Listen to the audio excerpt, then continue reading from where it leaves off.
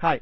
So warm up series. இந்த சீரிஸோட main objective நமக்கு ஒரு சாப்டரை குயிக்காக நம்ம ரிவைஸ் பண்ணக்கூடிய ஒரு டெண்டன்சியில் கிரியேட் பண்ணக்கூடியதான் இந்த வார்ம் அப் சீரிஸ். ஸோ இன்னைக்கு நம்ம பார்க்க போகிற சாப்டர் ஆல்டர்னேட்டிங் கரண்ட். இந்த சாப்டர் நம்ம 12th சிலபஸில் ஃபர்ஸ்ட் வால்யூமில் இருக்குது.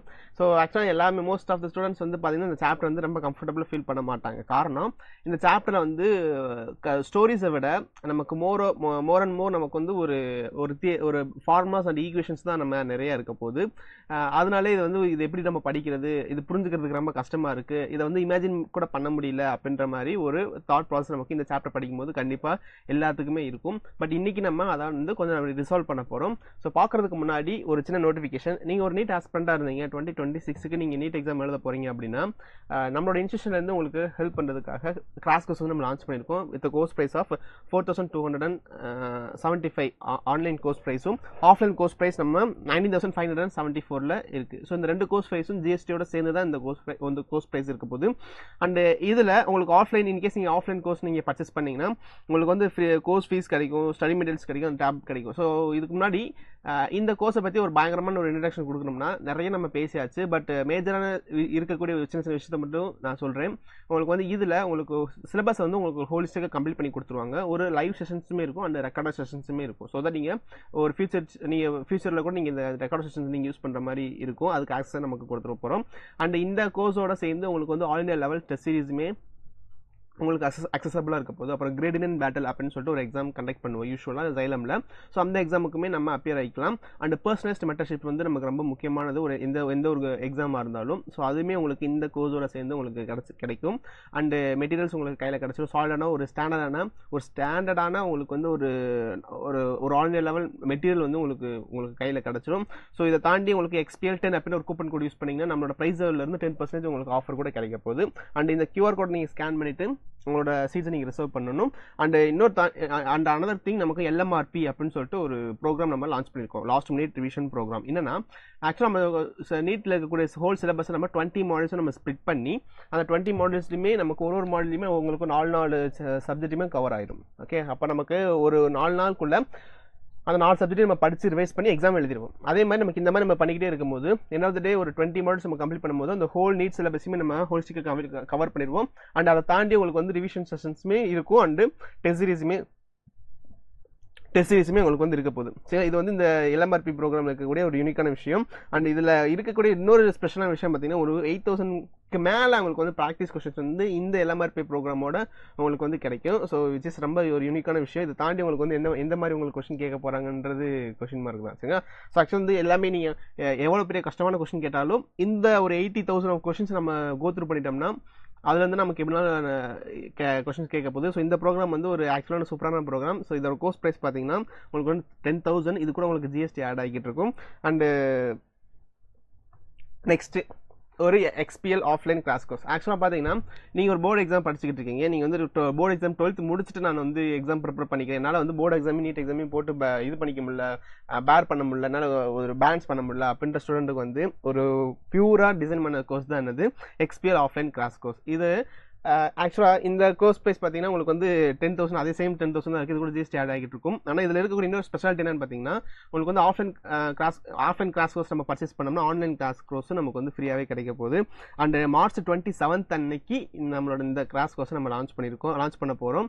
ஸோ இதுலேயுமே நமக்கு வந்து எக்கச்சக்கமான ஒரு பெனிஃபிட்ஸ் இருக்க போகுது. ஜஸ்ட் நீங்கள் வந்து கீழே 8129000700 இந்த நம்பருக்கு நீங்கள் கால் பண்ணி உங்களுக்கு இதை தாண்டி உங்களுக்கு என்னென்ன இன்ஃபர்மேஷன் தேவைப்படுது அப்படின்றத நீங்கள் கேட்டு தெரிஞ்சுக்கலாம். அண்ட் திருச்சி, திருநெல்வேலி அண்ட் கோயம்புத்தூர் நம்மளோட ஆஃப்லைன் சென்டர்ஸ் இருக்குது. ஸோ ஆஃப்லைன் உங்களுக்கு எந்த சென்டர் பக்கமாக இருக்கும் அந்த சென்டரில் உங்களோட அட்மிஷன் நீங்கள் என்ரோல் பண்ணிக்கலாம். ஸோ வரதுக்கு முன்னாடி நீங்கள் கால் பண்ணிவிட்டு உங்களுக்கு எல்லா இன்ஃபர்மேஷனுமே நீங்கள் கேட்டு தெரிஞ்சுக்கோங்க. அண்ட் லாஸ்ட் இயரில் மட்டும் அரௌண்ட் 50 ஸ்டூடெண்ட்ஸ் நம்ம மெடிக்கல் சீட் வாங்க வச்சுருக்கோம். ஓகே, ஸோ இது வந்து ஒரு பிக்கஸ்ட் அச்சீவ்மெண்ட். ஸோ ஜஸ்ட் நீங்கள் இந்த நம்பரை நோட் பண்ணி வச்சுக்கோங்க. நீங்கள் டிஸ்கிரிப்ஷன் செக் பண்ணி பார்த்தாலும் உங்களுக்கு வந்து காண்டாக்ட் டீடைல்ஸ் இருக்கும். ஸோ அங்கேயுமே நீங்கள் எடுத்து எங்களை வந்து ரீசெட் பண்ணலாம். Okay, so that's it. நீங்கள் நான் சொல்லணும்னு நினச்சது சின்ன ஒரு நோட்டிஃபிகேஷன் மட்டும். அதுக்கு நம்ம சிலபஸ்குள்ளே போயிடலாம். இந்த ஆல்டர்னேட்டிங் கரண்ட் அப்படின்றதுக்கு பேரலாக இருக்கக்கூடிய இன்னொரு கரண்ட் வந்து direct current alternating current. Direct கரண்ட்னா நமக்கு ஒரே யூனிட் டைரக்ஷனில் மட்டும் போகும். கரண்ட் வந்து நமக்கு வந்து ஃப்ளக்சுவேட் ஆகாமல் ஒரே ஒரு யூனிட் டைரக்ஷனில் மட்டும் தான் போகும். ஒரு யூனிட் டைரக்ஷன் மட்டும்தான் கரண்ட் வந்து ஃப்ளோ ஆகிக்கிட்டு இருக்க போகுது. இது இப்படி தான் நமக்கு ஃப்ளோ ஆகிக்கிட்டு இருக்கும் with time T current time. இதே நமக்கு வந்து நமக்கு ஏசி கரண்ட்டை பொறுத்த அளவுக்கு நமக்கு ஃப்ளக்சுவேட் ஆகிட்டே இருக்க போகுது, விச் மீன்ஸ் நமக்கு ஒரு பீரியடிக்கு நமக்கு வந்து ஜிக்ஸாக் மூவ்மெண்ட் இருக்க போது, ஒரு பீரியடிக்காக ஒரு ஆசிலேஷன் இருந்துகிட்டே இருக்கக்கூடிய ஒரு கரண்ட் நமக்கு வந்து அல்டர்னேட்டிங் கரண்ட். ஸோ இந்த 2 கரண்ட்டை நம்ம எங்கே பார்க்கலாம்னா இந்த டைரக்ட் கரண்ட்டை நம்ம பேட்டரியில் நம்ம பார்க்கலாம். ஸோ இந்த அல்டர்னேட்டிங் கரண்ட்டை நம்ம மெயின்ஸில் மெயின் பவர் சப்ளை இருக்கு இல்லையா, மெயின் பாக்ஸ் பவர் சப்ளை இருக்கு இல்லையா, இதில் நம்ம பார்க்கலாம். நம்மளோட ப்ளக் பாயிண்ட்ல வரது எல்லாமே நமக்கு வந்து அல்டர்னேட்டிங் கரண்ட். ஸோ ஆக்சுவலாக பார்த்தீங்கன்னா இந்த அல்டர்னேட்டிங் கரண்ட்ல நம்ம இன்னொரு டேர்ம் நம்ம கோத்ரூ பண்ணி பார்ப்போம், 50 ஹெர்ட்ஸ் அப்படின்னு சொல்லி பார்ப்போம். ஃப்ரீக்வன்சி அப்படின்றது எவ்வளவு, 50 ஹெர்ட்ஸ். நம்ம வீட்டில் வரது வந்து நமக்கு 50 ஹெர்ட்ஸ். நம்ம இந்தியாவில் நம்ம ஃபாலோ பண்ணக்கூடிய ஒரு மெத்தட் என்னன்னு பார்த்தீங்கன்னா 50 ஹெர்ட்ஸ் தான் நம்மளோட ஏசி கரண்டோட வேல்யூவாக இருக்க போகுது. ஓகே, ஒரு கண்ட்ரிக்கும் ஒரு விதமான வேல்யூ நம்ம ஃபிக்ஸ் பண்ணியிருப்பாங்க. ஸோ நம்ம இந்தியாவை பொறுத்தளவுக்கு we are following 220 to 240 voltage with a frequency of 50 Hz. So இந்த 50 Hz என்ன மீனிங்னா ஒரு செகண்டுக்கு 50 தடவை வந்து அது அப்ஸ் அண்ட் டவுன்ஸ் போய்கிட்டே இருக்குது, அது பொலாரிட்டி அது மாறிக்கிட்டே இருக்குது அப்படின்னு அர்த்தம். அதாவது பொலாரிட்டி ஒரு செகண்டுக்கு 50 தடவை அது பொலாரிட்டி மாறிக்கிட்டே இருக்குது அப்படின்றது தான் அர்த்தம். Okay, so this is something நமக்கு ஒரு பேசிக்கான ஒரு விஷயம். பட் டேரக்ட் கரண்ட்டுக்கு நமக்கு அவ்வளோ பிரச்சனைலாம் கிடையாது. அது டேரக்டாக என்ன செய்யுது, ஒரே ஒரு யூனிட் டைரக்ஷன் மட்டும்தான் அது மூவ் ஆகிட்டு இருக்க போது. ஸோ அதில் ஒன்றும் பிரச்சனை கிடையாது. ஓகே, ஸோ இப்போ நமக்கு இந்த பேட்டரி அப்படின்ற ஒரு விஷயம் இருக்கும்போது எதுக்கு நம்ம இந்த அல்டர்னேட்டிங் கரண்ட்டுக்கு நமக்கு போகணும்? டிசி கரண்ட்டே நல்லா தானே இருக்குது, எதுக்கு இந்த அல்டர்னேட்டிங் கரண்ட் போகணும்? ஏன்னா நம்ம ஃபோன் வந்து சார்ஜ் ஆகிறது என்னது, டிசி கரண்ட். ஓகே, நம்மளோட பேட்டரி நம்ம லேப்டாப் நமக்கு லேப்டாப்குள்ள நம்ம ஒர்க் பண்ற விஷயம் எல்லாமே வந்து ஒரு டைரக்ட் கரண்ட் வச்சு தான் மெக்கானிசம் போகுது. Okay, so most of the appliances பார்த்தீங்கன்னா வந்து டைரக்ட் கரண்ட்ல தான் ஒர்க் ஆகுது. பட் சின்ஸ் நமக்கு வந்து ஒரு ஏசி கரண்டோட யூட்டிலிட்டி நமக்கு எதுக்கு அப்படின்னு கேட்டிங்கன்னா, ஸோ இந்த டைரக்ட் கரண்ட்டை வந்து ஒரு ஷார்ட் ரேஞ்ச் தான், அது ஷார்ட்டஸ்ட்.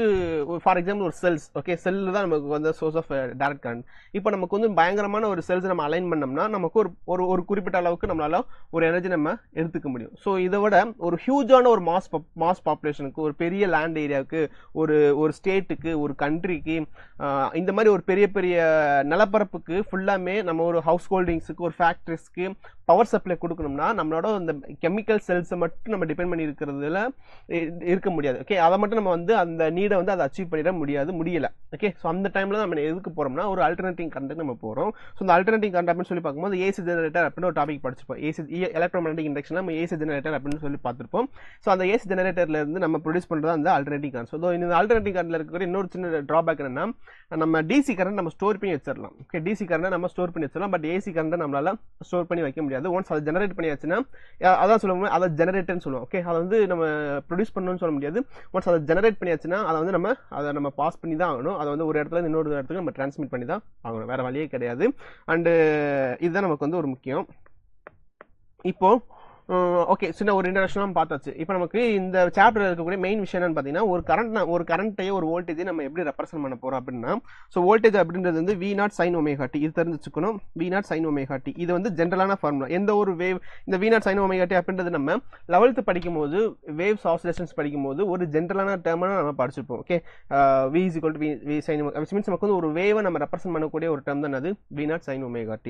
இப்போ அதே மாதிரி நமக்கு கரண்ட் இதே மாதிரி தான் சொல்ல போறோம். So I is equal to I0 sin ωt, I is equal to I0 sin ωt. இதுதான் நமக்கு வந்து ஒரு கரண்ட்டையும் ஒரு வோல்டேஜையும் நம்ம ரெப்ரசென்ட் பண்ணக்கூடிய ஒரு ஜென்ரலான ஃபார்முலா. ஸோ இதுல இருந்து நம்ம என்ன செய்ய போறோம்னா, இந்த சாப்டர்ல ஒரு முக்கியமான ஒரு 4-5 டாபிக்ஸ் மட்டும் தான் இருக்க போகுது. ஸோ அதை வந்து நம்ம அப்படியே கொஞ்சமா பொறுமையாக நீங்க பார்த்துட்டு வந்தீங்கன்னா உங்களுக்கு வந்து ஈஸியாவே உங்களுக்கு புரிஞ்சிடும். ஃபர்ஸ்ட் ஆஃப் ஆல் இதோட ரெப்ரசென்டேஷன், இந்த கரண்ட் நான் எப்படி ரெப்ரசென்ட் பண்ண போறோம், V is equal to V0 sin ωt, I is equal to I0 sin ωt. First விஷயம் சரிங்களா. ஸோ இதுக்கு அடுத்து என்ன சொல்ல போறேன்னா, ஒரு average value and RMS value, average value and RMS value, average value and RMS value, average value and RMS value. So இந்த average value RMS value அப்படின்றது இப்போ எதுக்கு நம்ம ஆவரேஜ் வேல்யூ பார்ப்போம். இப்போ ஃபார் எக்ஸாம்பிள் நீங்கள் இருக்கக்கூடிய வீட்டில இருந்து நீங்கள் உங்களோட ஸ்கூலுக்கு எத்தனை கிலோமீட்டர்ஸ் இருக்கு அப்படின்னு கேட்டாங்கன்னா நீங்கள் என்ன செய்வீங்க, எக்ஸாக்டாக நீங்கள் சொல்ல முடியுமானா நம்மளால சொல்ல முடியாது. ஏன்னா நம்ம வந்து கரெக்டாக மெஷர் பண்ணி தான் சொல்ல முடியாது. பட் நீங்கள் ரஃபாக சொல்வீங்க இல்லையா, ஒரு 10 கிலோமீட்டர்ஸ் இருக்குங்க, ஒரு 20 கிலோமீட்டர்ஸ் இருக்குங்க, ஒரு 1.5 கிலோமீட்டர்ஸ் இருக்குங்க அப்படின்னா மேபி ஆக்சுவல் கிலோமீட்டர்ஸ் வந்து நமக்கு 1.5 கிலோமீட்டர்ஸ் அதை தாண்டி மேலே எக்ஸ்ட்ராவும் இருக்கலாம், இல்லை ஒரு 1.3 கிலோமீட்டர்ஸ் 1.2 கிலோமீட்டர்ஸ் கூட நம்ம இருக்கலாம். ஓகே, பட் நம்ம ரஃபா சொல்லும் போது ஒரு 1.5 கிலோமீட்டர்ஸ் அப்படின்னு சொல்றோம் இல்லையா. ஸோ இந்த ரஃபா சொல்ற வேல்யூ தான் என்னது, ஆவரேஜ் வேல்யூ. எதுக்கு நம்ம ஆவரேஜ் வேல்யூ பார்க்கணும், ஏன்னா ஒரு டைரக்ட் கரண்ட்டை பொறுத்த அளவுக்கு நமக்கு இது எவ்வளவு வேல்யூல இருக்குன்றதை நம்மளால சொல்ல முடியும். எவ்வளவு வேல்யூ இருக்கு, இது 5 ஆம்பியர்ல இருக்கு அப்படின்றத. அப்போ வித் ரெஸ்பெக்ட் டு டைம் அந்த பர்டிகுலர் கரண்ட் வந்து எவ்வளவு வேல்யூல இருக்கு அப்படின்றத நம்மளால சொல்ல முடியும். ஆனா அல்டர்னேட்டிங் கரண்ட்டை பொறுத்தளவுக்கு அது ஃப்ளக்சுவேட் ஆகிட்டே இருக்கு இல்லையா, அது வந்து ஃப்ளக்சுவேட் ஆகிட்டே இருக்கு. அதனால அதோட வேல்யூவை அதனால நம்ம எக்ஸாக்டாக நம்ம சொல்ல முடியாது அது எந்த பாயிண்ட்ல. ஏன்னா ஒரு பாயிண்ட்லையுமே அதோட வேல்யூ நமக்கு மாறிக்கிட்டே இருக்கு. இப்போ இந்த பாயிண்ட்ல அதோட வேல்யூ மாறுது, இந்த பாயிண்ட்ல அதோட வேல்யூ மாறுது, இந்த பாயிண்ட்ல அதோட வேல்யூ மாறுது. ஸோ ஒரு பாயிண்ட்லையுமே அதோட வேல்யூ நமக்கு மாறிக்கிட்டே இருக்கு. அதனால ஒரு ஏசி கரண்ட்டை பொறுத்தளவுக்கு அதோட எக்ஸாக்டான வேல்யூவை நம்மளால சொல்ல முடியாது ஒன்று. சரிங்களா? ஸோ இதனால தான் அப்போ நம்ம என்ன செய்யணும், ஒரு ஆவரேஜ் வேல்யூ நம்ம பார்ப்போம் அப்படின்னு சொல்லி பார்க்கும்போது we are going for some average value. Okay, just note பண்ணி வச்சுக்கோங்க. இதுதான் நம்மளோட அல்டர்னேட்டிங் கரண்ட். ஒரு சிங்கிள் வேவ் இருந்துச்சுன்னா இந்த சிங்கிள் வேவ்க்கு இந்த வேவ்க்கு மட்டும் நம்ம இன்கேஸ் இது வோல்டேஜாக இருந்துச்சுன்னு வச்சுக்கோங்களேன், இந்த வோல்டேஜ் இருக்குன்னா இதோட ஏரியா இதோட வேல்யூ என்ன இருக்க போகுதுன்னா, so V0 divide by 2V0 divide by pi. So இந்த வேல்யூ வந்து தெரிஞ்சு வச்சுக்கோங்க. இப்போ என்னன்னா ஒரு ஹாஃப் வேவ்க்கு மட்டும் அதோட வேல்யூ என்ன இருக்க போகுதுன்னா, விச் மீன்ஸ் இதோட ஆவரேஜ் வேல்யூ எடுக்க போகுது ஒன்றுமே இல்லை. ஸோ யூஸ்வலாக என்ன செய்வோம்னா அதோட ஏரியா நம்ம பார்ப்போம். கரெக்டுங்களா? அதாவது ஏரியா அண்டர் த கிராஃப் அப்படின்னு சொல்லி பார்க்கும்போது இதில் ஏரியா அண்டர் த கிராஃப் என்ன மீன் பண்ணுதுன்னா இதோட வேல்யூ நம்ம இதோட வேல்யூவை அதோட ஆவரேஜ் வேல்யூ அதை மீன் பண்ணும். ஸோ அதே மாதிரி இந்த கிராஃபோட ஆவரேஜ் வேல்யூ, அதாவது இந்த இடத்துல இந்த ஃபர்ஸ்ட் ஹாஃப் ஆஃப் த சைக்கிளுக்கு வந்து அந்த ஹாஃப் ஆஃப் த சைக்கிளுக்கு நமக்கு ஒரு ஆவரேஜ் வேல்யூ என்னன்னு பார்த்தீங்கன்னா 2V0 divide by pi. Okay, somehow நீங்கள் இதை வந்து ஞாபகத்தில் வச்சுக்கிட்டே ஆகணும். பட் இதை வந்து இதை நம்ம ப்ராப்ளம்ஸ் நம்ம அதை தேடி அந்த ஈக்குவேஷன்ஸ் ஜஸ்ட் அதை வந்து நம்ம ஸ்கிப் பண்ணிடலாம், தேவையில்லை. பட் இங்கே பாருங்க நமக்கு V0 அப்படின்றது நமக்கு மேக்ஸிமம் வோல்டேஜ். இந்த மேக்ஸிமம் வோல்டேஜ் அப்படி இல்லாட்டினா நீங்கள் எப்படி ஞாபகத்தை வச்சுக்கிறீங்க, ஜஸ்ட் இது எந்த பாயிண்ட் நமக்கு மேக்ஸிமம் ஆகுது π/2 நம்ம மேக்ஸிமமாக இருக்கோம். அப்போ என்ன செஞ்சுக்கலாம்னா V0 டிவைட் பை π/2 போட்டுக்கோங்க.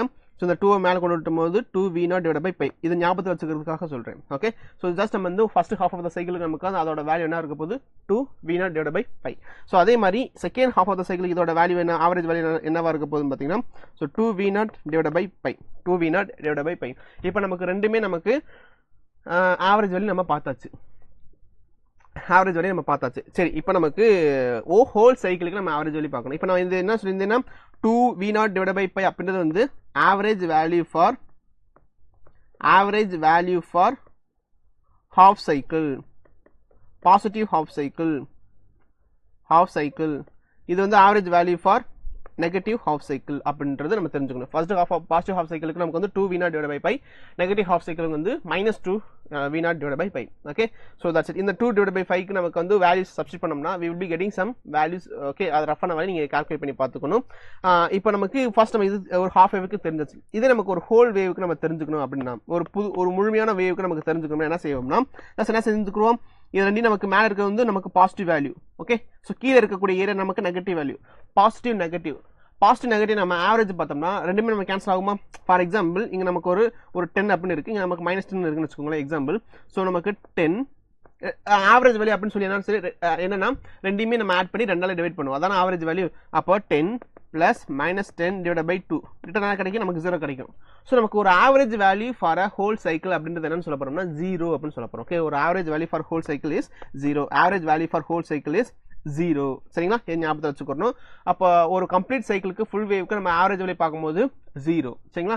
பட் லிட்டரலாக பார்த்தீங்கன்னா நமக்கு 0 அப்படின்றது நம்ம ஏதாச்சும் ஒரு சென்ஸ் மேக் பண்ணுதானா கண்டிப்பாக கிடையாது. ஏன் அப்படின்னா we are having some current. இப்போ we are having some current. In case நம்ம டிசி கரண்ட்டை பார்த்தீங்கன்னா இது நமக்கு வந்து டிசி இது வந்து 5 ஆம்பியர் இருக்குன்னு சொல்லலாம். இன்கேஸ் நமக்கு 0 ஆம்பியர் இருக்குன்னா நமக்கு கரண்ட் இல்லைன்னு அர்த்தம். ஓகே, விச் மீன்ஸ் நமக்கு 0 ஆம்பியர் இருக்குன்னா நமக்கு கரண்ட் இல்லைன்னு அர்த்தம்.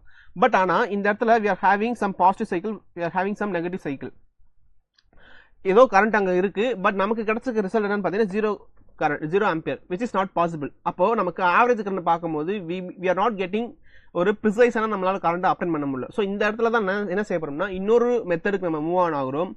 ரூட் மீன் ஸ்கொயர் RMS வேல்யூக்கு நம்ம மூவ் ஆன் ஆகிறோம். Okay, RMS value. ஸோ இந்த RMS வேல்யூ அப்படின்றது என்னன்னு பார்த்தீங்கன்னா we are going to make precise value. RMS value is nothing but we are going to make some precise value. Precise வேல்யூனா ஆக்சுவலாக நம்ம average value பார்த்தாச்சு. எனக்கு இன்னமும் கொஞ்சம் ப்ரிசைஸாக எனக்கு வேல்யூ வேணும் அப்படின்னா ஜஸ்ட் நம்ம என்ன செஞ்ச போறோம்னா அது வந்து ரூட் எடுத்து மீன் எடுத்து ஸ்கொயர் எடுத்தோம்னா நமக்கு வந்து ரூட் மீன் ஸ்கொயர் வேல்யூ எடுக்க போகிறோம். ஓகே, ஸோ இந்த ரூட் மீன் ஸ்கொயர் வேல்யூ எடுக்கும்போது what we could find now, for example நான் ஒரு எக்ஸாம்பிள் சொல்கிறேன். இது நமக்கு சைன் வேவ். இந்த சைன் வேவ் எப்படி ரெப்ரசென்ட் பண்ண போகிறோம், இதை நம்ம வந்து ரெப்ரசென்ட் பண்ண போகிறோம். இந்த சைன் வேவ்க்கு ஆவரேஜ் எடுத்தா இந்த மாதிரி ரெப்ரசென்ட் பண்ணால் அது ஆவரேஜ் வேல்யூ எடுத்துக்கிறோம். ஸோ நமக்கு இந்த சைன் வேவ்க்கு நம்ம ஆவரேஜ் எடுத்தோம்னா ஸோ இது வந்து பாசிட்டிவ் நெகட்டிவ். ஸோ நமக்கு இது ஆவரேஜ் எடுக்கும்போது நமக்கு வந்து லிட்டர் என்ன கிடைக்க போகுது 0 கிடைக்க போகுது. சரி, ஓகே. இப்போ காஸ் வேவ் எடுத்துக்கோங்க. இந்த காஸ் வேவ்க்கு ஒரு ஆவரேஜ் வேல்யூ எடுக்க போகிறோம். எப்படின்னா இங்கேருந்து நமக்கு வந்து இந்த மாதிரி இருக்க போது இதுக்கு பேர் நமக்கு காஸ் வேவ். ஸோ இந்த காஸ் வேவ்ல என்ன செய்ய என்னன்னு பாருங்க, இது நமக்கு பாசிட்டிவ், இது நமக்கு வந்து பாசிட்டிவ், இது நமக்கு வந்து negative. Okay, so positive positive negative. அப்போ லிட்டரலாக பாருங்க, இங்கே பாருங்க, இது நமக்கு வந்து பாசிட்டிவ் சைக்கிள், இது நமக்கு வந்து நெகட்டிவ் சைக்கிள், இது நமக்கு வந்து பாசிட்டிவ் சைக்கிள். ஓகே, இது பாசிட்டிவ் சைக்கிள், இது நெகட்டிவ் சைக்கிள், இது நமக்கு பாசிட்டிவ் சைக்கிள். அப்போ நமக்கு இது எல்லாத்தையுமே நம்ம கன்சாலிடேட் பண்ணி பார்த்தோம்னா ரெண்டு வேல்யூ நம்ம ஆட் பண்ணும்பொழுது வில் பி கெட்டிங் 0 அகைன். அப்போ நம்ம ஒரு காஸ் ஃபங்க்ஷனுக்கும் ஒரு சைன் ஃபங்க்ஷனுக்கும் நம்ம ஒரு ஆவரேஜ் வேல்யூ எடுத்து பார்த்தோம்னா நமக்கு 0 கிடைக்குது. Okay, so but we want more precise value. அப்போ மோர் ப்ரிசைஸ் வேல்யூனா என்ன செய்ய போறோம்னா அது வந்து நமக்கு ஸ்கொயர் எடுத்து மீன் எடுத்து ரூட் எடுக்க போறோம். ஓகே, ஸோ ஜஸ்ட் என்ன செஞ்சுக்க போறோம்னா ஃபர்ஸ்ட் ஆஃப் ஆல் இந்த square it mean it root it, இதான் நம்ம மந்திரம். Square it mean it root it. இப்போ என்ன செய்ய போறோம்னா இப்போ இந்த ஃபங்க்ஷன் நம்ம ஸ்கொயர் பண்ண போறோம். ஃபர்ஸ்ட் நம்ம என்ன செய்ய போறோம், இந்த ஃபங்க்ஷனுக்கு நம்ம ஸ்கொயர் பண்ண போறோம். ஸ்கொயர் பண்ணா என்ன கிடைக்கும், sin ஸ்கொயர் எக்ஸ். என்ன கிடைக்கும்னா இப்போ இந்த ஃபங்க்ஷன்ல இங்க நமக்கு ஃப்ளோ, இந்த ஃபங்க்ஷன் நம்ம ஸ்கொயர் பண்ணா சி -2 நம்ம ஸ்கொயர் பண்ணா +2, +2 ஸ்கொயர் பண்ணா அகைன் +2. அப்ப நம்ம ஒரு நெகட்டிவ்ல இருக்கக்கூடிய ஒரு வேல்யூக்கு நம்ம ஸ்கொயர் பண்ணும்போது அது பாசிட்டிவா அது மாறப்போகுது. அதனால இந்த வேவுக்கு நம்ம ஸ்கொயர் நம்ம பண்ணும்போது இது நம்ம எதுல ஷிஃப்ட் ஆகும்னா ஒரு பாசிட்டிவ் சைக்கிளுக்கு ஷிஃப்ட் ஆகும். பாசிட்டிவ் சைக்கிளுக்கு நம்ம ஷிஃப்ட் ஆகும்போது ஸோ ஆக்சுவலாக வந்து ஃபார் எக்ஸாம்பிள் நமக்கு 2 அப்படின்றது -2 அப்படின்றது ஸ்கொயர் அப்படின்றது 4. அப்போ ஸ்கொயர் பண்ணும்போது will be getting some greater magnitude in the positive terminal. அப்போ இந்த இன்கேஸ் நம்ம இந்த சைக்கிளை நம்ம ஸ்கொயர் பண்ணோம்னா we will be getting little more bigger cycle. Okay, so இந்த மாதிரி நமக்கு வந்து ஒரு சைக்கிள் கிடைக்கும். ஓகே, ஒரு வேவ் நமக்கு கிடைக்கும். அப்போ நமக்கு இப்போ நமக்கு என்ன கிடைச்சிச்சுன்னா இப்போ நம்மளோட வேல்யூ நமக்கு 0 ஆகுமானா கண்டிப்பாக 0 ஆகாது. ஏன்னா நெகட்டிவ்ல எந்த ஒரு விஷயமே இல்லை. இப்போ நம்மளால இதுக்கு ஆவரேஜ் வேல்யூ இப்போ நமக்கு இதுக்கு ஆவரேஜ் வேல்யூ எடுக்க முடியுமானா எடுக்க முடியும். இப்போ நமக்கு ஆவரேஜ் வேல்யூ எடுக்க முடியும். கேட்டா எடுத்துடலாம். ஃபர்ஸ்ட் ஆஃப் ஆல் நமக்கு இது ஃபுல்லாமே நமக்கு வந்து ஆவரேஜ் வேல்யூ நம்ம பார்க்க போறோம். ஓகே, இது எல்லாமே நமக்கு வந்து ஆவரேஜ் வேல்யூ நம்ம பார்த்துடலாம். Right, so first of all நம்ம வந்து என்ன செய்ய போறோம்னா ஸ்கொயர் பண்ணியாச்சு, தென் நமக்கு ரூட் பண்ண முடியும். ஜஸ்ட் அசியூம் பண்ணிக்கோங்க இது இப்போ நமக்கு இப்போ 2 + 2 ஆவரேஜ் என்னது, என்கிட்ட இப்போ 2 வேல்யூ இருக்கு 2 and 2. இந்த 2 வேல்யூக்கு நம்ம ஆவரேஜ் எடுத்து பார்த்தோம்னா 2, 4, இந்த 2 வேல்யூக்கு நம்ம ஆவரேஜ் எடுத்து பார்த்தா 4. ஏன்னா நமக்கு வேல்யூ நமக்கு சேமாக தான் இருக்க போதும். 10,10க்கு நமக்கு ஆவரேஜ் எடுத்து பார்த்தோம்னா 10 as usual நமக்கு 10 தான். ஸோ இதுல இருந்து நமக்கு என்ன தெரியுது அப்படின்னா ஸோ நமக்கு சேம் வேல்யூவை நம்ம ஆவரேஜ் எடுத்து பார்த்தோம்னா will be ending with same value. அப்போ நமக்கு என்னன்னா இது நமக்கு வந்து சேம் வேல்யூ, இது நமக்கு வந்து சேம் வேல்யூ. அப்போ அந்த 2 வேல்யூமே நமக்கு வந்து ஆவரேஜ் எடுத்து பார்க்கும்போது இந்த 2 வேல்யூக்கு நம்ம ஆவரேஜ் எடுத்து பார்க்கும்போது we will be ending up with half of the value. Okay, so which means நமக்கு பாருங்க இதை என்ன செய்ய போறோம்னா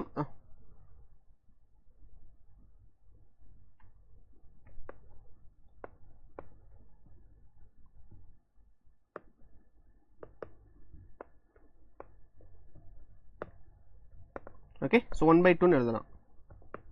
ஓகேங்களா, ஸோ விச் மீன்ஸ் நமக்கு வந்து ஒரு ஒரு ஒரு சைன் ஃபங்க்ஷனுக்கு நம்ம ஸ்கொயர் பண்ணி மீன் பண்ணி நமக்கு ரூட் எடுத்தோம்னா will be ending up with 1/2 half அப்படின்ற ஒரு வேல்யூ நம்ம எண்ட் அப் ஆகும். சரிங்களா, ஸோ விச் மீன்ஸ் நமக்கு வந்து சேம் ஃபங்க்ஷனுக்கு வேல்யூ நம்ம டிவைட் பை 2 போட்டோம்னா ஜஸ்ட் என்ன செஞ்சுக்கோ will be having same value. So அதுக்கு நம்ம ஆவரேஜ் நம்ம பார்த்தோம்னா will be ending with half of the value. சரிங்களா, ஸோ தட்ஸ் இட். இப்போ நமக்கு என்ன தெரிஞ்சு போச்சுன்னா ஒரு சைன் ஃபங்க்ஷனுக்கு நம்ம ஆவரேஜ் வேல்யூ எடுத்தோம்னா நமக்கு 0, ஒரு சைன் ஸ்கொயர் ஃபங்க்ஷனுக்கு நம்ம அதே சைன் ஃபங்க்ஷனுக்கு நமக்கு ஆர்எம்எஸ் வேல்யூ ஆவரேஜ் வேல்யூ நமக்கு 0 கிடைக்குது. பட் அதே நமக்கு ஆவரேஜ் வேல்யூ பார்த்தோம்னா இது வந்து நமக்கு ஆவரேஜ் வேல்யூ. ஸோ சைன் ஃபங்க்ஷனுக்கு நம்ம ஆவரேஜ் வேல்யூ நமக்கு 0 கிடைக்குது. அதே சைன் ஃபங்க்ஷனுக்கு நம்ம ஆர்எம்எஸ் வேல்யூ நம்ம பார்க்கும்போது நமக்கு half கிடைக்குது. ஸோ லிட்டரலாக எனக்கு என்ன தெரிஞ்சுக்கணும், உங்களுக்கு என்ன சொல்லணும்னா so sin square X is equal to half, அதே மாதிரி cos square X is equal to again half. That's it. சரிங்களா, ஸோ இதுதான் நமக்கு வந்து தெரிஞ்சுக்க வேண்டியது ஆர்எம்எஸ் வேல்யூ, ஆவரேஜ் வேல்யூ, இந்த ஆர்எம்எஸ் வேல்யூ. ஓகே, ஸோ இதை தாண்டி நம்ம நெக்ஸ்ட் நம்ம கோத்ரூ பண்ணி பார்க்க போகிறது வந்து நமக்கு அந்த வேல்யூஸ் நம்ம சப்மிட் பண்ணும்போது ஸோ நமக்கு ஒரு ஆர்எம்எஸ் வேல்யூக்கு நமக்கு ஒரு பெக்யூலரான ஒரு ஃபார்முலா இருக்கு. என்னன்னு பார்த்தீங்கன்னா for current IRMS is equal to I0 divided by √2, VRMS is equal to V0 divided by √2. இந்த ரெண்டு ஃபார்முலாவை நீங்க ஞாபகத்தில் வச்சுக்கணும். Okay, we are having some simple derivations but we are not going to அதை நம்ம ஃபோக்கஸ் பண்ண போறதில்ல. பட் நீங்க இந்த ரெண்டையும் மட்டும் நீங்க தெரிஞ்சு வச்சுக்கோங்க. இப்போ இதுக்கப்புறம் நமக்கு ஆர்எம்எஸ் வேல்யூவோட வேல்யூ நமக்கு தெரிஞ்சாச்சு. ஐஆர்எம்எஸோட வேல்யூ, ஆர்எம்எஸ் வேல்யூ, விஆர்எம்எஸோட வேல்யூ நமக்கு தெரிஞ்சாச்சு. சரிங்களா? ஸோ இதை தாண்டி ஃபர்ஸ்ட் நம்ம பார்க்க போகிறது வந்து ஒரு பியூரான ரெசிஸ்டிவ் சர்க்யூட்டை பொறுத்து பார்க்க போகிறோம். இந்த ரெசிஸ்டிவ் சர்க்யூட் அப்படின்னு சொல்லி பார்க்கும்போது அந்த ஏசி சர்க்யூட்டோட அந்த ஏசி வோல்டேஜோட நம்ம வெறும் ரெசிஸ்டர் மட்டும் நம்ம கனெக்ட் பண்ண போகிறோம். அந்த ஏசி சர்க்யூட்டோட அந்த ஏசி போலாரிட்டி, அந்த ஏசி பவர் சப்ளையோட நம்ம ஒரு பியூரான ரெசிஸ்டர் மட்டும் நம்ம கனெக்ட் பண்ண போகிறோம். இந்த கேஸில் நமக்கு என்னெல்லாம் தெரிஞ்சுக்க வேண்டியதுன்னா, இதே மாதிரி நமக்கு 3 சர்க்யூட் நம்ம டிஸ்கஸ் பண்ணுவோம். அதுக்கடுத்து எல்சிஆர் சீரிஸ் சர்க்யூட் நம்ம டிஸ்கஸ் பண்ணுவோம். இவ்வளோதான் அந்த சாப்டர். இவ்வளோதான். ஃபர்ஸ்ட் ஆஃப் ஆல் ஒரு சீரிஸ் எல்சிஆர் பியூர் ரெசிஸ்டிவ் சர்க்யூட்டை பொறுத்தளவுக்கு நமக்கு கொடுத்துருக்க வோல்டேஜ் என்னவா இருக்க போகுதுன்னா V0 sin ωt. அதே மாதிரி நமக்கு கரண்ட்டை பொறுத்தளவுக்கு இந்த இடத்துல we will be not getting any phase difference. நமக்கு வந்து ஒரு பியூரான ரெசிஸ்டிவ் சர்க்யூட்ல phase difference எதுவுமே இருக்காதனால இந்த இடத்துல நம்மளோட கரண்ட் என்னவா இருக்க போகுதுன்னா I0 sin ωt. Again I0 sin ωt.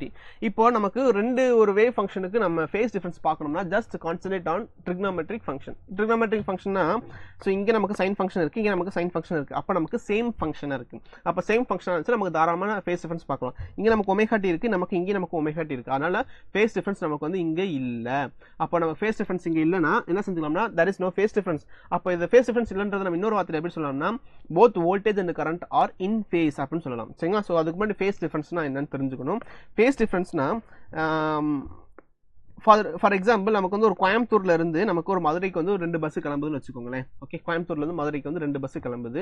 So first bus வந்து ஒரு 12 மணிக்கு கிளம்பிருச்சு, செகண்ட் பஸ் வந்து ஒரு 12:15 நமக்கு கிளம்புது. அப்போ இந்த 2 பஸ்ஸுக்கு இடையில இருக்கக்கூடிய டைம் டிஃபரன்ஸ் என்னன்னு பார்த்தீங்கன்னா ஒரு கால் மணி நேரம், ஒரு 15 நிமிஷம் தான் அந்த 2 பஸ்ஸுக்கும் நமக்கு இடையில இருக்கக்கூடிய டிஃபரன்ஸா இருக்க போகுது.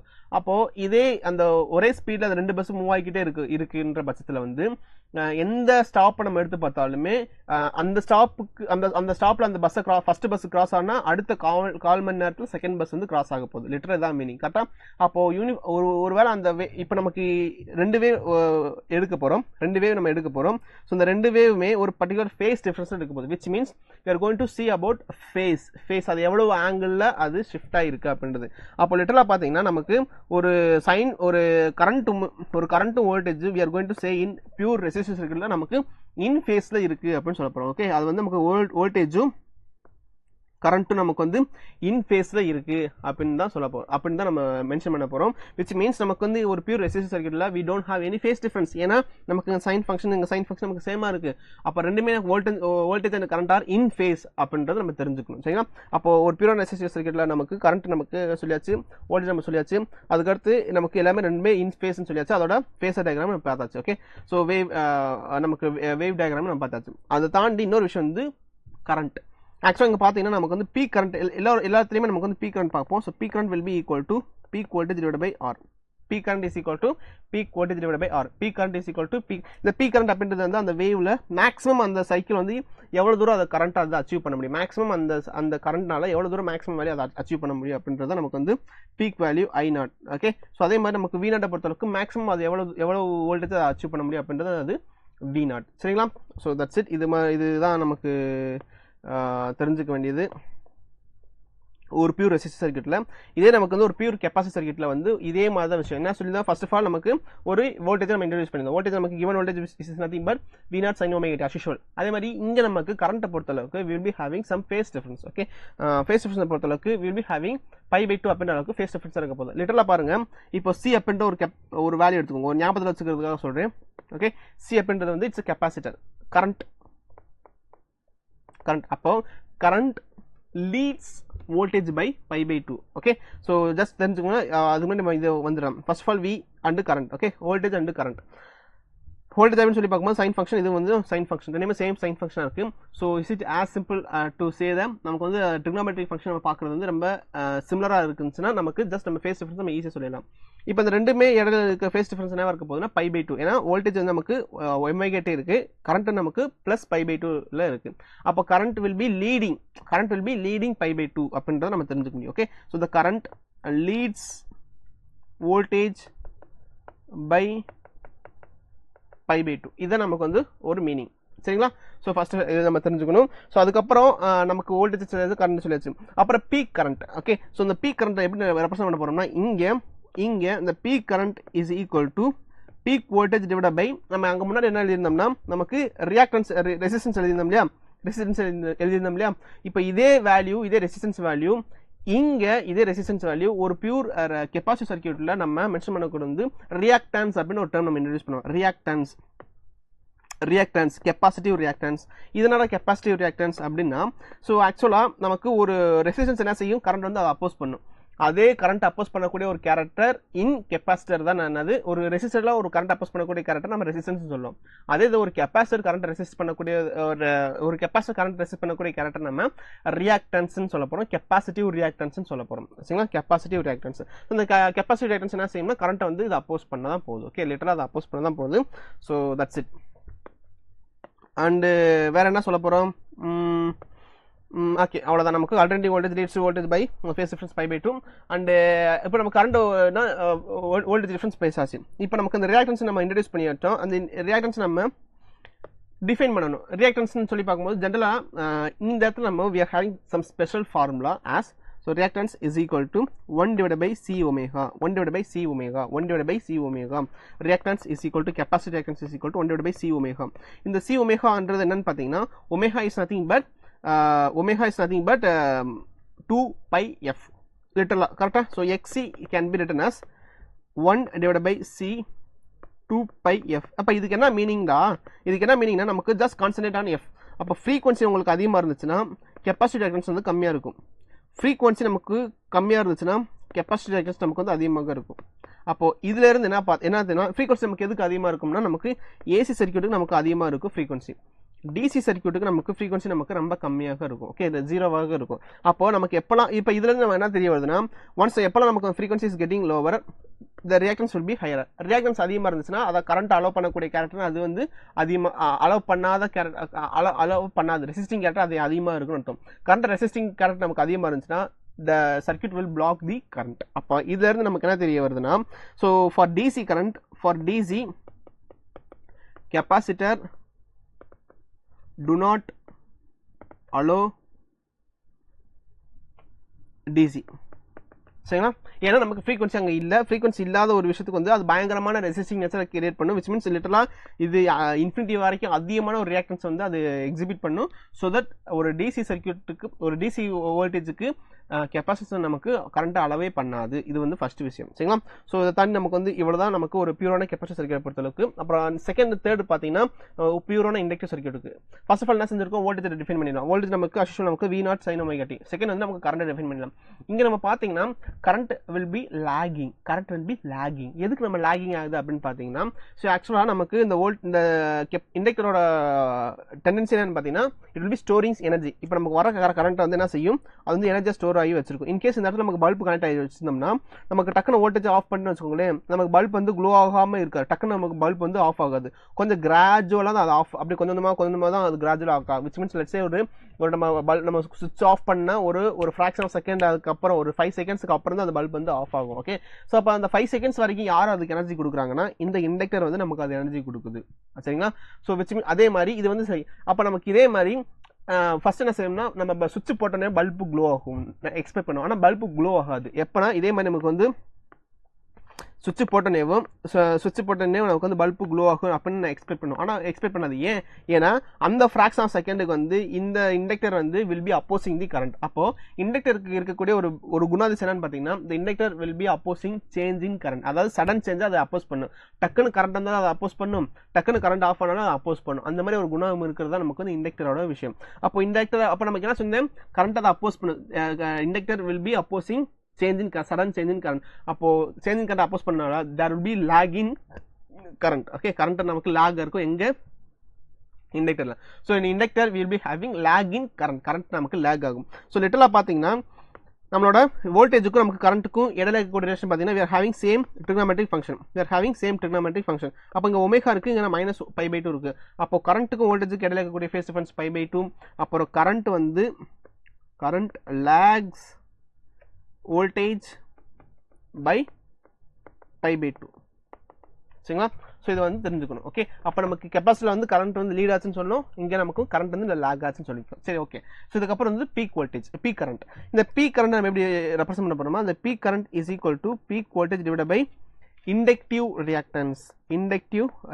Okay, so நமக்கு peak current is equal to peak voltage divided by inductive reactance. இந்த inductive reactance என்னன்னா இங்க நமக்கு எப்படி நமக்கு capacitive reactance நம்ம டிஃபைன் பண்ணோமோ இங்க நமக்கு inductive reactance நம்ம டிஃபைன் பண்ண போறோம். இந்த inductive reactance ஓட ஆக்சுவலான மீனிங் இந்த inductive reactance ஓட நமக்கு வந்து ஆக்சுவலான மீனிங் என்ன பாத்தீங்கன்னா L ஒமேகா சரிங்களா. இப்போ நமக்கு ஒமேகாக்கு பதிலா நம்ம என்ன எழுத போறோம்னா we are going to expand the terms which means நமக்கு L into 2 pi f. அப்ப இதுல இருந்து நமக்கு frequency அதிகமா இருந்துச்சுன்னா inductive reactance நமக்கு அதிகமாக இருக்கும், frequency நமக்கு கம்மியா இருந்துச்சுன்னா inductive reactance கம்மியா இருக்கும். அப்ப AC DC க்கு நமக்கு இத வச்சு பேசும்போது நமக்கு DC கரண்ட பொறுத்த அளவுக்கு we are having zero frequency. கரெக்ட்டா? frequency நமக்கு இல்ல. அப்போ இன்கேஸ் நமக்கு frequency கம்மியா இருந்துச்சுன்னா inductive reactance நமக்கு வந்து ஜீரோவா இருக்கும். அதே மாதிரி frequency நமக்கு அதிகமா இருந்துச்சு, AC கரண்ட்க்கு நமக்கு frequency நமக்கு அதிகமாக இருக்கு, அப்ப நமக்கு inductive reactance நமக்கு அதிகமாக இருக்கும். அப்ப இதான் என்ன சொல்ல வரேன்னா ஒரு DC கரண்ட்க்கு நமக்கு frequency இல்ல, அப்ப லிட்டரலா அந்த இண்டக்டர் வந்து will be acting as a conductor, ஒரு பியூரான கண்டக்டர். ஏன்னா இந்த reactance வேல்யூ நமக்கு இல்லவே இல்ல, அந்த கரண்ட் ரெசிஸ்ட் பண்ணக்கூடிய டெண்டன்சியுமே அங்க இல்ல. அப்ப which means நமக்கு இந்த கேஸ்ல அந்த சர்க்யூட் வந்து கரண்ட் ஃப்ளோவை அது எக்ஸ்ட்ராடினரியா அலோவ் பண்ணிக்கிட்டே இருக்கும். எப்போ ஃபார் DC கரண்ட் வந்து அந்த இண்டக்டர் வந்து நிறைய கரண்ட் அதை அலோவ் பண்ணிக்கிட்டே இருக்கும். which means லிட்டரலா செஞ்சீங்கன்னா அது இண்டக்டரா இல்ல ஒரு கண்டக்டரா அப்படின்றதுக்கான கன்ஃபியூஷன் இருக்கிற அளவுக்கு அது பிஹேவ் பண்ணும் சரிங்களா. ஸோ which means ஒரு பியூரான ஒரு DC கரண்ட்டுக்கு அது ஒரு பியூர் கண்டக்டர் மாதிரி அதை பிஹேவ் பண்ணும், எந்த ஒரு ரெசிஸ்டிங் நேச்சருமே அதுக்கு இருக்கவே இருக்காது. ஓகே, ஸோ ஏன்னா அது வந்து there is no change in current. அப்போ நமக்கு கரண்ட் வந்து ஃபிளக்சுவேட் அங்கே ஆகவே ஆகாது. கரண்ட் அங்கே ஃபிளக்சுவேட் ஆகலாட்டினா இண்டக்டர் வந்து ரொம்ப நல்ல பிள்ளையா இருக்கும், அதுல கரண்ட் ஃப்ளோவா அது ஈஸியா அது கோத்ரூ பண்ணிக்கிட்டே இருக்க போதும். அப்போ ஃபர்ஸ்ட் விஷயம் என்னது, நமக்கு DC கரண்ட் வந்து இண்டக்டருக்கு நமக்கு DC கரண்ட் இண்டக்டர் நமக்கு அலோவ் பண்ணும், அது ரொம்ப இண்டக்டர் ரொம்ப அலோவ் பண்ணும். அதே மாதிரி AC கரண்ட்டை இண்டக்டர் வந்து அதை அப்போஸ் பண்ணும், AC கரண்ட்டை இண்டக்டர் நமக்கு அப்போஸ் பண்ணும் அப்படின்றத நம்ம தெரிஞ்சுக்கணும். ஃபேஸ் டிஃபரன்ஸ் என்னன்னு சொல்லி பார்த்தீங்கன்னா 5/2 கரண்ட் வந்து லேக் ஆகும், கெப்பாசிட்டர் நமக்கு கரண்ட் வந்து லீட் ஆகும் சரிங்களா. ஸோ இது வரைக்கும் நமக்கு 3 சர்க்யூட்டை பற்றி ஜென்ரலாக பார்த்தாச்சு. இப்போ LCR சீரிஸ் சர்க்யூட் பார்க்க போகிறோம். LCR சீரிஸ் சர்க்யூட் இதுக்கு மேலே நம்ம தனித்தனியாக பார்த்ததை வந்து இப்போ ஒன்றா பார்க்க போகிறோம். ஒன்னா பார்க்கும்போது ஃபர்ஸ்ட் ஆஃப் ஆல் நமக்கு வோல்டேஜ் அப்படியே ரெப்ரசென்ட் பண்ண போறோம். கரண்ட் அண்ட் ரெப்ரசென்ட் பண்ணும்போது there will be some phase difference. கரெக்டா? ஸோ கரண்ட் ரெஃபரன்ஸ் பண்ணும்போது மேபி அது பை அப்படின்றது ஏதோ ஒரு ஃபேஸ் டிஃபரன்ஸ், கரண்ட்டுக்கு வோல்டேஜுக்கு ஏதோ ஒரு ஃபேஸ் டிஃபரன்ஸ். இந்த 3 சர்க்யூட் நம்ம கனெக்ட் பண்ணதுக்கு அப்புறம் அந்த சர்க்யூட்ல மேபி அந்த கரண்ட்டுக்கு வோல்டேஜுக்கும் ஏதோ ஒரு ஃபேஸ் டிஃபரன்ஸ் இருக்கு அப்படின்றத நம்ம மென்ஷன் பண்ணதுக்காக தான் +π/2 இல்ல +π இல்ல -π போட போறோம். இப்போ இந்த இடத்துல இந்த சர்க்யூட்ல நமக்கு வந்து பீக் கரண்ட் நம்ம பேசணும். பீக் கரண்ட் பேசும்போது so peak current will be equal to peak voltage divided by இம்பிடன்ஸ்ன்ற ஒரு டேர்ம் நம்ம இன்ட்ரோடியூஸ் பண்ண போறோம். இதுக்கு முன்னாடி என்னென்ன டேர்ம் நம்ம பார்த்தோம்னா resistance, capacitive reactance, inductive reactance. அப்ப அந்த டினாமினேட்டர்ல வந்து நம்ம அதை மென்ஷன் பண்ணியிருந்தோம். இங்க நம்ம பாத்தீங்கன்னா அதுக்கு பதிலாக நம்ம இம்பிடன்ஸ்ன்ற ஒரு டேர்ம் நம்ம இன்ட்ரோடியூஸ் பண்ண போறோம். வேறஸ் இப்ப நம்ம தனித்தனி இது வந்து ரெசிஸ்டன்ஸ், இது வந்து கெப்பாசிட்டிவ் ரியாக்டன்ஸ், இது வந்து இண்டக்டிவ் ரியாக்டன்ஸ் அப்படின்னு சொல்றதுக்கு பதிலா ஜென்ரலா இதை மூணுத்துக்கும் அந்த கரண்ட் அப்போஸ் பண்ணக்கூடிய கேரக்டரை நம்ம ஜென்ரலா என்ன சொல்ல போறோம்னா ஒரு இம்பிடன்ஸ் அப்படின்னு சொல்ல போறோம். இம்பிடன்ஸ் சொல்ல போறோம். which means இதுவுமே நமக்கு சேம் கேரக்டரை குறிக்கக்கூடிய ஒரு டேர்ம் தான், கரண்ட் அப்போஸ் பண்ணக்கூடிய ஒரு கேரக்டரை குறிக்கக்கூடியதான் impedance. So impedance will be equal to square root of R square plus XL minus XC square. Okay, so இதுல நமக்கு சில இடத்துல நமக்கு அதை மாறி நம்ம எழுதுவோம். இம்பிடன்ஸ் ஒரு ஃபார்முலா, ஜெனரலான ஃபார்முலா வந்து square root of R square plus XCL minus XC the whole square. So இது என்ன மீனிங் பார்த்தீங்கன்னா உங்களுக்கு எந்த டேர்ம் முன்னாடி வருது, XL முன்னாடி வருது. அப்போ நமக்கு இந்த ஹோல் சர்க்யூட்டுமே ஒரு இண்டக்டிவ் டாமினன்ஸ் இருக்கக்கூடியது அப்படின்றத நம்ம புரிஞ்சுக்கணும். அதாவது கெப்பாசிட்டி இண்டக்டன்ஸ் இடையில வந்து ஒரு இண்டக்டிவ் நேச்சர் நமக்கு அதிகமாக இருக்கு அப்படின்றத இந்த XL அப்படின்னு முன்னாடி நம்ம போட்டோம்னா இண்டக்டிவ் டாமினேட் பண்ணுது அப்படின்னு அர்த்தம். ஒருவேளை நமக்கு inductance dominate inductor dominates.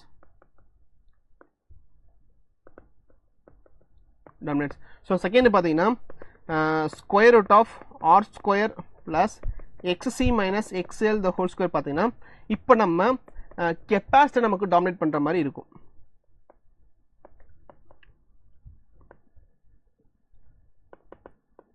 Okay, so capacitor நமக்கு டாமினேட் பண்ற மாதிரி இருக்கும்.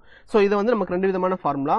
அண்ட் இதை தாண்டி நமக்கு வந்து we are having something called impedance triangle. இந்த இம்பிடன்ஸ் ட்ரையாங்கிள் என்னன்னு சொல்லி பார்த்தீங்கன்னா இது நமக்கு இம்பிடன்ஸ் ட்ரையாங்கிள். ஸோ இதுல let's say இது பை. ஸோ இந்த சைடு நமக்கு வந்து இம்பிடன்ஸ் Z இருக்க போது, இது நமக்கு R இருக்க போது, இது நமக்கு XL மைனஸ் XCன்னு இருக்க போது. ஓகே, லிட்டரலா நம்ம இந்த இதுல இருந்து தான் நமக்கு இந்த ஃபார்முலாவே நம்ம டிஃபைன் பண்ணியிருப்போம் by using hypotenuse value. So hypotenuse square is equal to base square plus XL minus XC the whole square. Okay, and the height square by height square plus base square. That's it. Okay, now square root in the side கொண்டு போனோம்னா நம்ம square ரூட்டா அங்க convert ஆகும். இவ்வளவுதான். சரியா? So இவ்வளோதான் விஷயம். அப்புறம் நமக்கு வேற என்ன தெரிஞ்சுக்கணும்னு இந்த ஆங்கிள் பார்க்கும்போது இந்த tan பை அப்படின்றத வந்து இது எவ்வளவு ஃபேஸ் ஆங்கிளாக இருக்குது அப்படின்றத நம்ம ரெப்ரசென்ட் பண்ணக்கூடிய ஒரு டேர்ம் தான் அது tan பை அப்படின்றது இந்த ட்ரையாங்கிள் தான் நம்ம பேசுகிறோம். ட்ரையாங்கிள் வந்து நமக்கு ஃபேஸ் tan பை அப்படின்றது என்னது? It's an opposite divided by adjacent side. Opposite side அப்படின்றது XL divided by R, XL divided by R. That's it. Okay.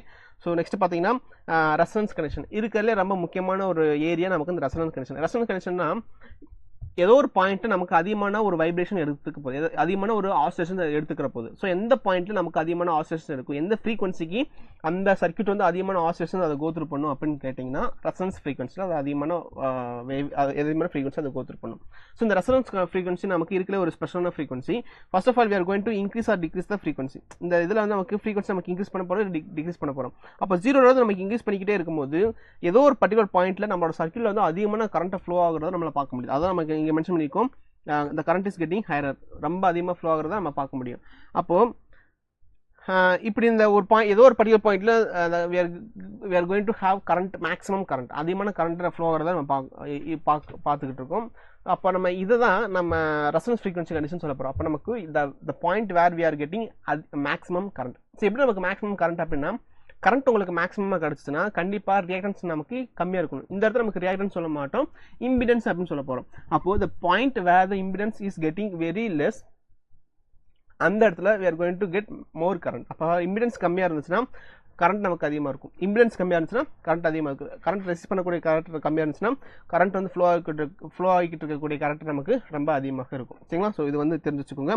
அப்போ இந்த இடத்துல பார்த்தீங்கன்னா நமக்கு வந்து inductive reactance is going to be equal to capacitive reactance. Inductive reactance is going to be equal to capacitive reactance. First விஷயம் எதனால, ஏன்னா இது வந்து சின்ன சின்ன கண்டிஷன்ஸ் தான். இப்போ இந்த கண்டிஷன் அப்ளை பண்ணி பார்த்தீங்கன்னா Z is equal to square root of R square plus XL minus XC square. இப்போ இந்த இடத்துல XCயும் XL உங்களுக்கு சேம் இருக்குன்னு சொல்லியாச்சுன்னா இந்த டேர்ம் நமக்கு என்ன கிடைக்க போகுது? 0 கிடைக்க போகுது. அப்போ லிட்டல் என்ன செஞ்சுக்கலாம்னா square root of R square எழுதலாம், விச் மீன்ஸ் நமக்கு Z is equal to R. அப்போ இந்த பாயிண்ட்ல பார்த்தீங்கன்னா the impedance is going to be same as that of resistance.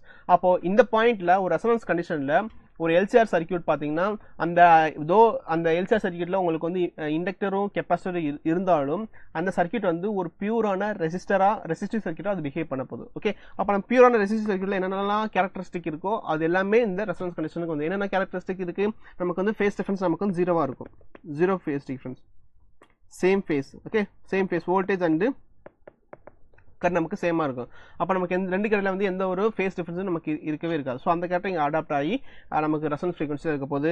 And XL is going to be XC. Inductive ரியாக்டன்ஸும் capacitive ரியாக்டன்ஸும் நமக்கு வந்து சேமாக இருக்கும். அப்புறம் ஃப்ரீக்வன்சி நமக்கு வந்து அந்த பர்டிகுலர் பாயிண்ட்டில் அந்த frequency at where we are getting maximum current அப்படின்றது நமக்கு ரெசனன்ஸ் ஃப்ரீக்வன்சியாக இருக்க போகுது. சரிங்களா?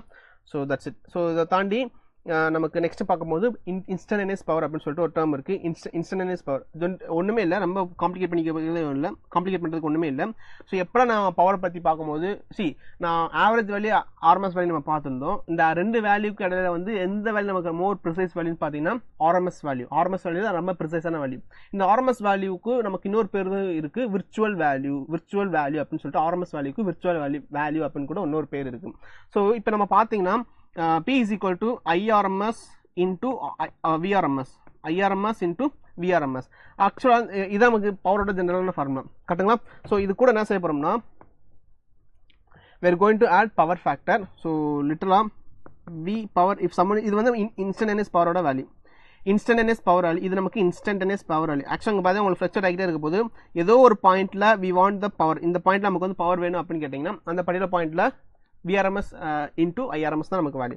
In case we want the average value, எனக்கு வந்து ஆவரேஜ் வேல்யூ நமக்கு வேணும் அப்படின்னு நம்ம ஆசைப்பட்டோம்னா இந்த average power will be equal to IRMS VRMS. இது கூட நமக்கு வந்து பவர் ஃபேக்டர் நம்ம இன்க்ளூட் பண்ணிக்க போகிறோம். பவர் ஃபேக்டர் இன்க்ளூட் பண்ண போகிறோம். இந்த பவர் ஃபேக்டர் தான் இந்த அந்த ஹோல் விஷயத்தவே அது ரெப்ரசன்ட் பண்ண போகுது. சரிங்களா? ஸோ இந்த இன்கேஸ் நம்ம இந்த VRMS எப்படி கூட எழுதலாம் பார்த்தீங்கன்னா IRMS நம்ம I0 டிவைட் பை ரூட்னு எழுதலாமா, அண்ட் VRMS நம்ம V0 divided by root எழுதலாம் into cos pi எழுத போகிறோம். ஸோ லிட்டரலாக பார்த்தீங்கன்னா I0 V0 divided by 2 into cos pi. Okay, into cos pi. That's it. இது மட்டும் தான் நமக்கு வந்து I0 V0 divided by 2 into cos pi அப்படின்றது தான் நமக்கு இந்த இடத்துல நம்ம தெரிஞ்சுக்க வேண்டிய ஒரு பவரோட ஆவரேஜ் பவரோட வேல்யூ. சரிங்களா? ஸோ இதில் வந்து பவர் ஃபேக்டர் அப்படின்றது ஒரு முக்கியமான டேர்மாக இருக்குது. இந்த பவர் ஃபேக்டர் அப்படின்றது நான் ஆல்ரெடி சொன்ன மாதிரி அந்த ஹோல் அந்த சர்க்யூட்டில் எவ்வளோ பவர் கன்சியூம் ஆகுது அப்படின்றது வந்து இந்த பவர் ஃபேக்டர் வச்சு தான் பேச போகிறோம். சரிங்களா? ஸோ இதுக்கு ரெண்டு விதமான ஃபார்முலாஸ் இருக்குது. ஒன்று வந்து true power divide by apparent power. இது ரெண்டுமே நம்ம ரேஷியோ போட்டோம்னா we will be getting power factor value. இன்னொரு ஃபார்முலா பார்த்தீங்கன்னா R டிவைட் பை R எக்ஸட். R அப்படின்றது ரெசிஸ்டன்ஸ் வேல்யூ. அந்த ஹோல் சர்க்யூட்டில் ரெசிஸ்டன்ஸ் வேல்யூ அந்த ஹோல் சர்க்யூட்டில் இம்பிடன்ஸ் வேல்யூ நம்ம டிவைட் பண்ணும்போது கண்டிப்பாக we will be getting some power value. சரிங்களா? ஸோ பவர் ஃபேக்டரோட வேல்யூ நமக்கு கிடைச்சிடும். ஸோ காஸ் பை அப்படின்றது நமக்கு power factor. So and then நமக்கு வாட்லெஸ் கரண்ட்ன்றதுக்கு ஸோ ஆக்சுவலாக நமக்கு ஒரு பவரே இல்லாமல் ஒரு கரண்ட் ஃப்ளோ ஆகுமான்னு கேட்டால் இல்லை. Okay, whenever there is a flow of current, ஏன்னா power is equal to VI தான் நமக்கு. அப்போ நம்ம கரண்ட்னு ஒன்று இருந்துச்சுன்னா கண்டிப்பாக பவர்னு ஒன்று இருக்கும். கரெக்டுங்க தானே? அப்போ பட் நம்ம இந்த ஸ்டேட்மெண்ட் பாருங்க, வாட்லெஸ் கரண்ட். அப்போ வாட் அப்படின்றது பவரை மென்ஷன் பண்ணக்கூடியது. அப்போ நமக்கு பவரே இல்லாமல் கரண்ட் ஃப்ளோ ஆகுது அப்படின்னா கிடையாது. we are going to have low power. ரொம்ப ஒரு கம்மியான கரண்ட்டுக்கு ரொம்ப ஒரு கம்மியான பவரில் we are going to have some current. அந்த கரண்ட் தான் என்னது? Wattless current. ஸோ இதோட மெயின் அஜெண்டா பார்த்தீங்கன்னா நமக்கு பவர் ஃபேக்டர் நமக்கு 0 இருந்துச்சுன்னா we will be obtaining அந்த ஒரு வாட்லெஸ் கரண்ட்டை நம்மளால அப்டெயின் பண்ண முடியும். which is அதோட பவர் டிஸ்ட்ரிபியூஷன் நமக்கு ரொம்ப கம்மியாக இருக்க போகுது. ஓகே, அந்த பாயிண்ட்ல அந்த பவர் டிஸ்ட்ரிபியூஷன் கம்மியாக இருக்க போது அந்த சர்க்யூட் வந்து ஹீட் ஆகிறது வந்து ரொம்ப கம்மியாக இருக்க போகுது. Okay, so that's it. லாஸ்ட்டாக பார்த்தீங்கன்னா நமக்கு வந்து டிரான்ஸ்ஃபார்மர். இந்த டிரான்ஸ்ஃபார்மரில் பொறுத்தளவுக்கு யூஸ்வலாக அந்த டிரான்ஸ்ஃபார்மர் நம்ம எதுக்கு யூஸ் பண்ணோம்னா ஒரு வோல்டேஜை இன்க்ரீஸ் பண்ணுறதுக்கும் டிக்ரீஸ் பண்ணுறதுக்கும் நம்ம யூஸ் பண்ணக்கூடிய ஒரு கேரக்டர் தான் அது, ஒரு டூல் தான் அது டிரான்ஸ்ஃபார்மர். இதை நம்ம நிறைய இடத்துல நம்ம பார்த்துருப்போம், வீட்டு பக்கத்தில் பார்த்துருப்போம். ஆனால் இதுக்கு நமக்கு ரெண்டு விதமான டிரான்ஸ்ஃபார்மர் இருக்குது. ஒன்று வந்து ஸ்டெப் அப் டிரான்ஸ்ஃபார்மர், இன்னொன்று வந்து ஸ்டெப் டவுன் டிரான்ஸ்ஃபார்மர். இந்த ஸ்டெப் அப் டிரான்ஸ்ஃபார்மர் என்ன செய்வாங்கன்னா ஒரு வோல்டேஜை இன்க்ரீஸ் பண்ணி கொடுக்குறதுக்கு, ஃபார் எக்ஸாம்பிள் நம்ம கிட்ட ஒரு 20 வோல்டேஜ் தான் இருக்குது, எனக்கு வந்து இந்த 2000 வோல்டேஜ் எனக்கு கன்வெர்ட் பண்ணி கொடுக்கணும் அப்படின்னா வோல்டேஜ் என்னங்க, நமக்கு அந்த ஃப்ளோ ஆஃப் எலக்ட்ரான்ஸ் வந்து ஸ்பீடப் பண்ணி விட்டுறணும், அவ்வளோதான். அப்போ நமக்கு ஒரு எலக்ட்ரான்ஸ் நமக்கு கொஞ்சம் ஸ்பீடப் பண்ணி விட்டணும் அப்படின்றது தான் நமக்கு அது அதிகமான வோல்டேஜ்னு சொல்ல போகிறோம். அப்போ இந்த பாயிண்ட்ல நமக்கு வந்து ரெண்டு விதமான வோல்டேஜ் நமக்கு தேவைப்படும். ரெண்டு விதமான டிரான்ஸ்ஃபார்மர் நம்ம யூஸ் பண்ணுவோம், step up step down. Step up வந்து நமக்கு ஒரு கம்மியான வோல்டேஜை இன்க்ரீஸ் பண்ணி கொடுக்கும், ஸ்டெப் அப் ஒரு அதிகமான வோல்டேஜை டிக்ரீஸ் பண்ணி கொடுக்கும், ஸ்டெப் டவுன். இப்போ நம்ம ஒரு பவர் ஸ்டேஷன் இருக்குது, நம்ம தெர்மல் பவர் ஸ்டேஷன் நம்ம கேள்விப்பட்டிருப்போம், நியூக்ளியர் பவர் ஸ்டேஷன் நம்ம கேள்விப்பட்டிருப்போம். அங்கே என்ன நடக்கும்னா நமக்கு யூஸ்வலாக அந்த ஏசி ஜெனரேட்டர்லேருந்து நமக்கு கரண்ட் வந்து ப்ரொடியூஸ் பண்ணியிருப்பாங்க, ஜெனரேட் பண்ணிடுவாங்க. ஜெனரேட் பண்ணுறதை வந்து பெரிய விஷயம் என்னன்னு பார்த்தீங்கன்னா நம்ம வந்து ஸ்டோர் பண்ணி வைக்க முடியாது, ஏசி கரண்ட்டை நம்மளால் ஸ்டோர் பண்ணி வைக்க முடியாது. அது வந்து நம்ம ஜஸ்ட் நம்ம ட்ரான்ஸ்ஃபார்ம் பண்ணிக்கிட்டே இருக்கிற மாதிரி தான் இருக்கும். அப்போ அந்த பாயிண்ட்ல நம்ம அவங்க வந்து ஸ்டெப் அப் பண்ணுவாங்க. எதுக்கு நம்ம ஸ்டெப் அப் பண்ணுறாங்க அப்படின்னா ஒரு 220 வோல்டேஜோ இல்லை 230 வோல்டேஜோ ஒரு 1000 வோல்டேஜோ அவங்க வந்து 10,000 வோல்டேஜாவோ 20,000 வோல்டேஜாவோ அவங்க இன்க்ரீஸ் பண்ணி கொடுப்பாங்க. காரணம் அங்கே ஏதோ ஒரு பல கிலோமீட்டர் தள்ளி நமக்கு ப்ரொடியூஸ் பண்ணக்கூடிய ஜெனரேட் பண்ணக்கூடிய அந்த பவர் சப்ளைவை அவங்க வந்து ஒரு ஹை கேபிள், ஒரு ஹை டென்சிட்டி இருக்கக்கூடிய ஒரு கேபிளை அவங்க டிரான்ஸ்மிட் பண்ணுவாங்க. வழியில் மழை வரும், மழை காற்று, அப்புறம் நிறைய இடத்துல வந்து அதை ட்ரான்ஸ்ஃபார்ம் பண்ணும்போது லீக்கேஜஸ் நமக்கு நிறைய ஏற்படும். ஸோ அதெல்லாம் தாண்டி நம்மக்கிட்ட வரும்போது ஒரு ஏதாச்சும் ஒரு ஆம்பிள் அமௌண்ட் ஆஃப் வோல்டேஜ் நமக்கு கிடைச்சா மட்டும்தான் அதை வந்து நம்ம யூசேஜ் பண்ண முடியும். ஸோ அதனால அவங்க எப்போவுமே இன்க்ரீஸ் பண்ணி அவங்க கொடுத்துருவாங்க, வோல்டேஜ் அவங்க இன்க்ரீஸ் பண்ணி கொடுப்பாங்க. அதை யார் டிக்ரீஸ் பண்ணுவாங்கன்னா நம்ம வீட்டு பக்கத்தில் நம்ம ஏரியாவில் நமக்கு ஒரு பவர் கிரிட் இருக்கும். நீங்கள் வந்து பார்த்தீங்கன்னா ஒரு ஏரியாவுக்கு ஒரு பவர் கிரிட் இருக்கும். அங்கேருந்து நமக்கு பவர் ரெடியூஸ் பண்ணி அகைன் நமக்கு எங்கே ரெடியூஸ் பண்ணுவாங்க, நம்மளோட வீட்டு பக்கத்தில் நம்மளோட தெருவில் இருக்கக்கூடிய டிரான்ஸ்ஃபார்மர் வந்து மறுபடியும் அது பவரை ரெடியூஸ் பண்ணி நம்ம ஹவுஸ் ஹோல்டிங்க்கு நமக்கு கிடைக்க போகுது. சரி, இதுதான் ப்ராசஸ்.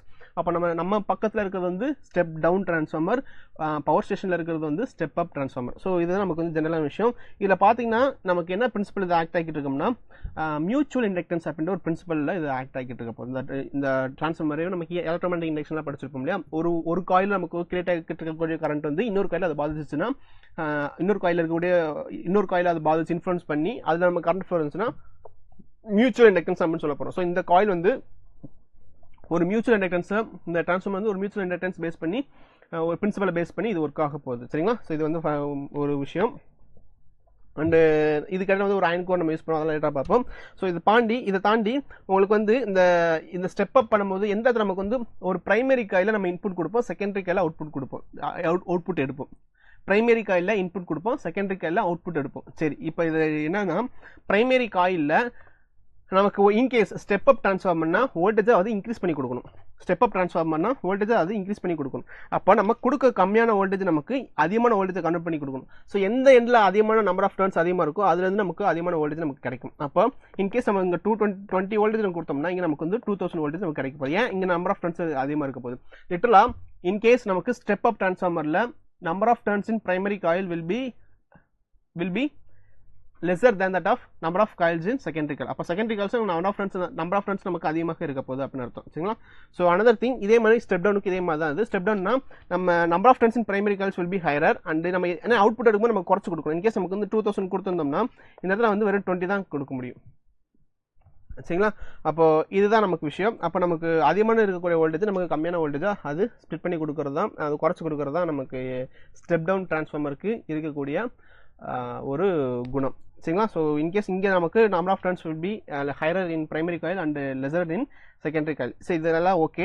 இப்போ நமக்கு ஒரு சின்ன ரிலேஷன் மட்டும் நம்ம பார்த்துக்கணும். என்ன ரிலேஷன் பார்த்தீங்கன்னா, so we are having number of turns. So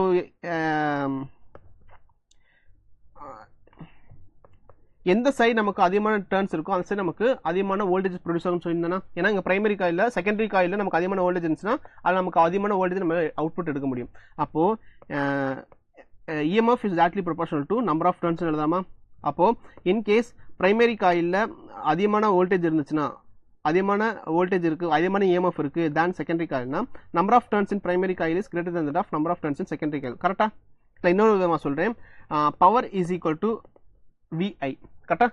அப்போ நமக்கு ஜென்ரலாக ஒரு கேஸ் சொல்ல போகிறோம். இந்த டிரான்ஸ்ஃபார்மரில் we are going to have zero power dissipation. Power dissipation இங்கே இல்லை அப்படின்னு அர்த்தம். அப்போது power inside will be equal to power out. Power input will be equal to power out. Power இன் அப்படின்னு என்னன்னு பார்த்தீங்கன்னா வோல்டேஜ் இன்ட்டு, அப்போ நமக்கு V in I in equal to V out I out. Okay. So இந்த V in அப்படின்றது என்ன பார்த்தீங்கன்னா, in case நமக்கு வந்து நம்ம பிரைமரி காயில் தான் இன்புட் கொடுக்க போகிறோம். Okay. So EMF in primary coil, current in primary coil is equal to EMF in secondary coil, current in secondary coil. அப்போது இதுக்கு நம்ம ரேஷியோ எடுத்து பார்த்தோம்னா என்ன இருக்கு பாருங்கள். primary coil EMF divided by secondary coil EMF will be equal to secondary coil current divided by primary coil current. அப்போது இதில் வந்து என்ன தெரியுதுன்னா, EMF is inversely proportional to current தெரியுதா? EMF is inversely proportional to current தெரியுது. அப்போது ஒரு number of டர்ன்ஸுக்கு அது டைரக்ட்லி ப்ரொபோஷனலாக இருக்க போது, கரண்ட்டுக்கு அது இன்வெர்ஸ்லி ப்ரொபோஷனலாக இருக்க போகுது. இவ்வளோ தான் விஷயம். ஸோ அதை பேஸ் பண்ணி நம்ம வந்து ஒரு ஃபார்முலா நம்ம பில்ட் பண்ணோம்னா, EP divided by ES, EMF created in primary coil divided by EMF created in secondary coil is equal to, already இது ப்ரொபோஷனல் சிம்பிள் போட்டோம், is proportional to number of turns in primary coil divide by number of turns in secondary coil. ஏன்னா directly ப்ரொபோஷனலாக இருக்கும். And again it's directly proportional to EMF created in primary coil is inversely proportional to current. அப்போ நமக்கு IP, இங்கே நமக்கு IS. கரெக்டாக? Okay. So இது வந்து ஒரு சின்ன ரிலேஷன், இது தெரிஞ்சு வச்சுக்கோங்க. ஸ்டெப் அப்புக்கும் ஸ்டெப் டவுனுக்கும் உங்களுக்கு எந்த சைடில் அதிகமான வோல்டேஜ் கிடைக்குமோ தேவையோ அந்த இடத்துல நீங்கள் அதிகமான நம்பர் ஆஃப் டர்ன்ஸை நீங்கள் அப்ளை பண்ணி நீங்கள் ப்ராப்ளம் சால்வ் பண்ண ஸ்டார்ட் பண்ணிங்கன்னா உங்களுக்கு வந்து ஈஸியாக அது புரிஞ்சிடும். So that's it. And this is all about உங்களுக்கு ட்ரான்ஸ்ஃபார்மர். அண்ட் முடியறதுக்கு முன்னாடி ஒரு சின்ன நோட்டிஃபிகேஷன். அஃபிஷியல் நம்ம நீங்கள் ஒரு நீட் ஆஸ் பண்ணிட்டு இருந்தீங்கன்னா நம்ம ப்ரிப்பரேஷன், நமக்கு உங்களோட ப்ரிப்பரேஷனுக்கு நாங்கள் கைடன்ஸ் பண்ணுறதுக்காக இருக்கோம் வித் அண்டு நம்மளோட இப்போ கிளாஸ் கோர்ஸ் நம்ம லான்ச் பண்ணியிருக்கோம். அண்ட் கோர்ஸ் ப்ரைஸ் பார்த்தீங்கன்னா வந்து 4275 ஜிஎஸ்டியோட சேர்த்து. அண்ட் ஆஃப்லைன் கோர்ஸ் ப்ரைஸ் பார்த்தீங்கன்னா 19574 ஜிஎஸ்டியோட சேர்த்து. அண்டு இதில் எல்எம்ஆர்பி ப்ரோக்ராம் பற்றி நம்ம டீட்டெயிலாக டிஸ்கஸ் பண்ணிட்டோம். உங்களுக்கு வந்து ரொம்ப யூஸ்ஃபுல்லாக இருக்க போது அந்த ஹோல் சிலபஸுமே ஒரு 20 மாடியூல்ஸ் நம்ம ஸ்ப்ளிட் பண்ணி உங்களுக்கு நம்ம கொடுக்க போகிறோம் ஒரு டீசெண்டான ப்ரிப்பரேஷனோட. அண்ட் எக்ஸ்பிஎல் ஆஃப்லைன் கிளாஸ் கோர்ஸ் பார்த்தீங்கன்னா March 27 அன்னைக்கு நம்ம லான்ச் பண்ண போகிறோம். நீங்கள் போர்டு எக்ஸாம் முடிச்சுட்டு கம்ஃபர்டபுளாக நீங்கள் நீட் ப்ரிப்பரேஷனை ஸ்டார்ட் பண்ணிக்கலாம். சரிங்களா? 8129000700 இந்த நம்பருக்கு நீங்கள் கால் பண்ணிங்கன்னா உங்களுக்கு தேவையான இன்ஃபர்மேஷன்ஸை எந்த ஒரு இன்ஃபர்மேஷனாலும் நீங்கள் தெரிஞ்சுக்க முடியும். அண்ட் இவங்க எல்லாருமே எங்களால் போன பேட்சோட சக்ஸஸ்ஃபுல் கேண்டிடேட்ஸ் ஒரு அரௌண்ட் 50 ஸ்டூடெண்ட்ஸ் நம்ம மெடிக்கல் சீட்டுக்கு வாங்க வச்சாச்சு. ஓகே. ஸோ ஒரு வழியாக வாங்க வச்சாச்சு. ஸோ இதுதான் எங்களோட ஒரு சின்ன ஒரு அட்வர்டைஸ்மெண்ட் இல்லை, ஒரு achievement. Okay. So that's it. இந்த நம்பரை நீங்கள் நோட் பண்ணி வச்சுக்கோங்க. நீங்கள் டிஸ்கிரிப்ஷன் செக் பண்ணி பார்த்தாலும் உங்களுக்கு வந்து நம்பர்ஸ் அவைலபிளாக இருக்கும். அங்கேருந்துமே எங்களை வந்து நீங்கள் காண்டாக்ட் பண்ணிக்கலாம். So that's it. நான் சொல்லணும்னு நினச்சது எல்லாத்தையும் நான் சொல்லிட்டு நினைக்கிறேன். இன்கேஸ் உங்களுக்கு இந்த செஷன்ஸ் ஏதாச்சும் டவுட்ஸ் இருந்துச்சு, ஏதாச்சும் ஒரு கன்சர்ன்ஸ் இருந்துச்சுன்னா நீங்கள் கமெண்ட் செக்ஷன் சொல்லுங்கள், நான் உங்களுக்கு ஆன்சர் பண்ணுறேன். பாய்.